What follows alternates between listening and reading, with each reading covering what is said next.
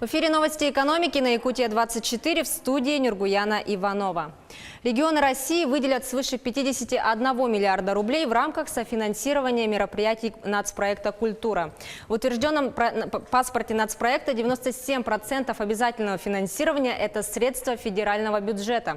Часть средств заложена в региональных паспортах. По словам замминистра культуры России Ольги Яриловой, все регионы предусмотрели средства, а некоторые эти суммы значительно увеличили. В том числе Якутия, которая на 1 миллион федеральных денег предусмотрела 2 миллиона 600 тысяч собственных средств. Нацпроект включает федеральные проекты «Культурная среда», «Творческие люди» и «Цифровая культура». Наибольших вложений потребует первый раздел. Инвестиции в инфраструктуру ТОР «Индустриальный парк Кангаласы» составят с момента создания в 2015 году 326 миллионов рублей. Власти региона рассматривают расширение ТОР Кангаласы за счет включения в ее состав туристического кластера и судоверфи. Оценивается, что вклад от резидентов ТОР в валовой региональный продукт Якутии может превысить 46 миллиардов рублей к 2028 году. Налоговый режим для самозанятых могут распространить на все регионы России в 2020 году. Первый вице-премьер-министр финансов Антон Силуанов поручил летом 2019 года представить доклад о первых итогах проекта и предложения по его дальнейшей реализации. Напомним, что специальный налоговый режим для граждан, которые получают доход от своей деятельности, но при этом не имеют работодателя и не привлекают наемных работников по трудовым договорам, начал действовать на территории Москвы, Татарстана, Московской и Калужской областей с 1 января этого года. Они могут оплатить налог на профессиональный доход в размере от 4 до 6% через мобильное приложение, разработанное Федеральной налоговой службой. Численность безработных в России в январе 2019 года по предварительным данным составила более 3 миллионов 700 тысяч человек. Это 4,9% экономически активного населения. Как отмечается в оперативном докладе Росстата, по сравнению с январем прошлого года численность безработных уменьшилась на 6,4%. Численность экономически активного населения в январе 2019 года составила почти 75 миллионов человек, или 51% от общей численности населения страны, сообщает Росстат.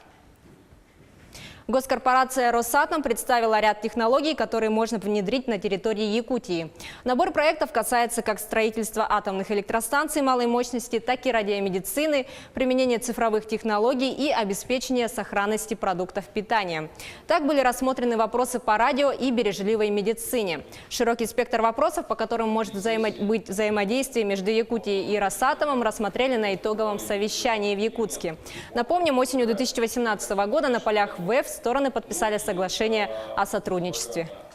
Очень разный был набор проектов, которые мы сегодня представляли после предварительного согласования. Я думаю, что это не полный набор технологий, по которым может быть взаимодействие, и это не только ядерные технологии.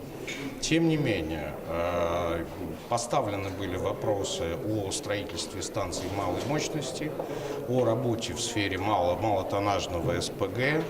Были поставлены вопросы о применении ионизирующего облучения при организации, для обеспечения сохранности продуктов питания. Были поставлены вопросы по радиомедицине, ПЭТ-центру, различные технологии и решения в сфере городского хозяйства. Вопросов обсуждалось довольно много, широкий спектр вопросов. По всем ним искали возможностью сотрудничества.